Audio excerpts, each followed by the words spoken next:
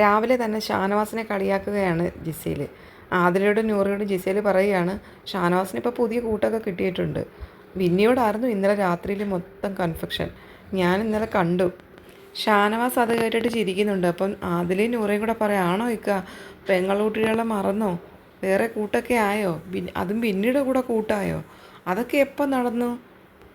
ഞങ്ങളുമായിട്ടുള്ള കൂട്ട് വിട്ടോ ഇക്കാന്നൊക്കെ ആദിലയും നൂറയും ചോദിക്കുന്നുണ്ട്.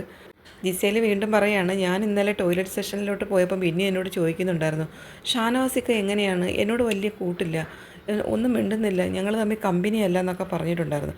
അപ്പം ഞാൻ ബിന്നിയോട് പറഞ്ഞു, പോയി സംസാരിക്കും, നിങ്ങൾ കൂട്ടാവൂ, എന്താ മിണ്ടാത്തെ എന്ന് ഞാൻ ബിന്നിയോട് ചോദിച്ചു.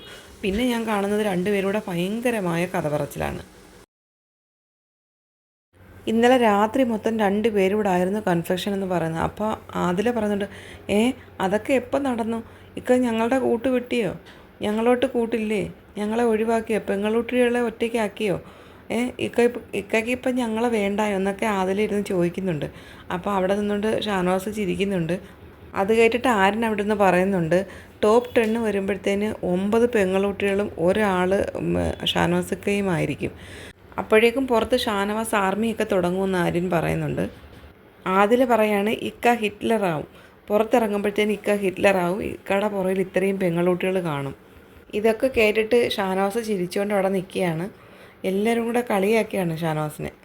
ജിസേൽ പറയണം, ഇന്ന് കാലത്ത് കൂടി ബിന്നിയായിട്ട് വഴക്കുണ്ടാക്കി, എന്നിട്ട് ബിന്നിയായിട്ട് പോയിരുന്ന് ഭയങ്കര കാര്യം പറച്ചിലായിരുന്നു.